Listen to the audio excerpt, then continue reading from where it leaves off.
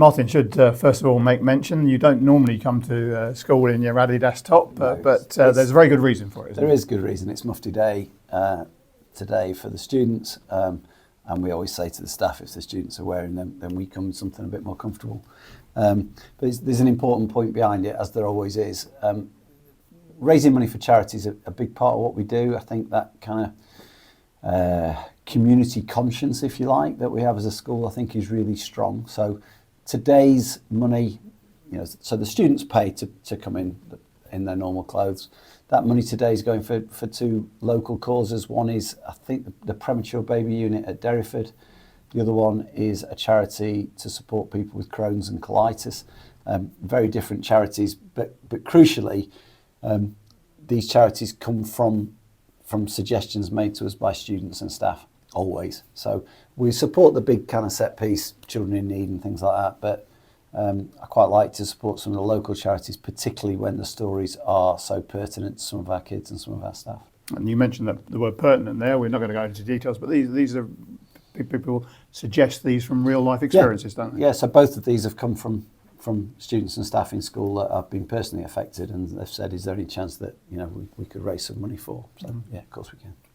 Last time we talked, we just had a visit from our trust, the Ted Ragg Trust, who were reviewing us. It was a fairly intense time for everybody, but we came out of it well, and that's led to other things, hasn't it? Because we're speaking on Wednesday, which is the last day for the children, but it's not the last day for staff, is it? No, so it's worked out nicely, really, the timing. We've got a training day for staff tomorrow, and that will kick off with Claire Jones and myself just doing a short presentation to staff on the findings of the review.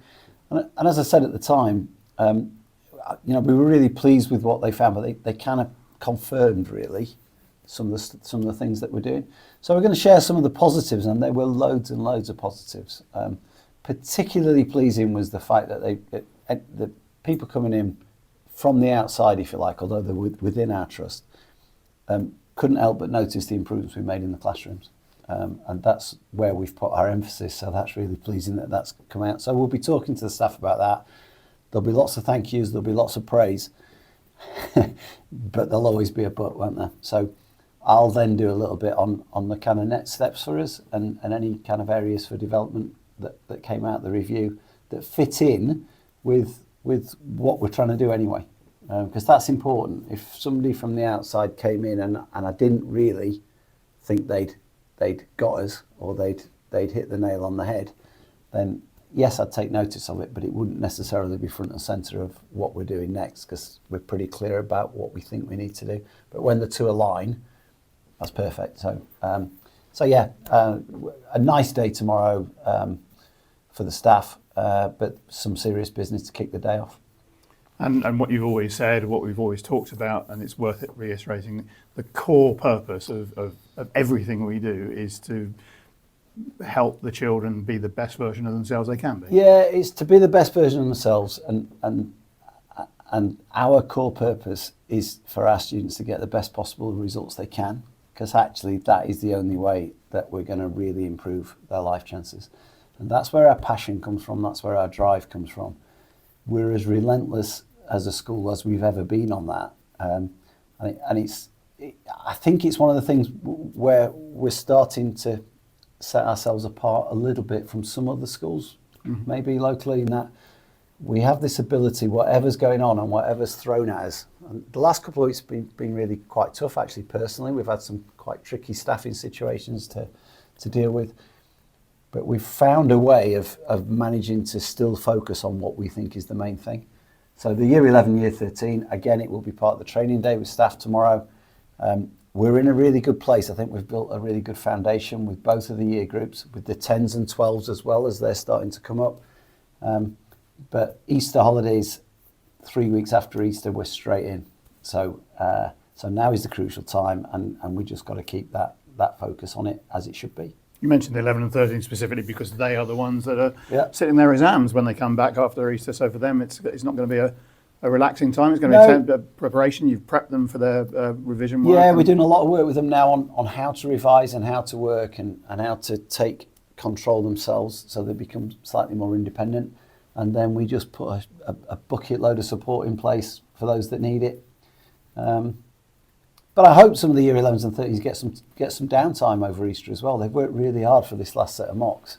So part of our job, I think, is to make sure that we're taking the pressure off, making sure we're aware about the mental health and their well-being. Because I want happy, smiling faces as well. I think if we stifle them with too much pressure, I don't think that's good for them either. On the subject of Easter, I can't help but notice that. Well, yeah, isn't this nice? Isn't this nice? So you have to imagine these days, but once upon a time, I was a fresh-faced 23, 24-year-old PE teacher, and things like this used to happen. You know, I used to get gifts from students. It doesn't happen very often anymore. So my delight this morning when Ellie Marie and China knocked on my door and wandered in with a little gift for Easter. Year 11 girls who we're giving quite a hard time to with the exams coming up, etc., etc. For them to take the trouble just to give me a little token means the world.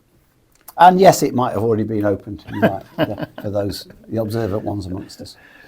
I'm sure that we should leave this by wishing everybody a happy Easter, whatever that means to all our various children here and their families. But it's a break, and it's a time to, as you say, recharge the batteries. I'm just listening to the rain hammering on the window. I hope the weather gets better for everybody, and I do hope the students and the parents and the staff get a really good break. Lovely. Thank you. And yourself. And myself too, maybe. Thank you.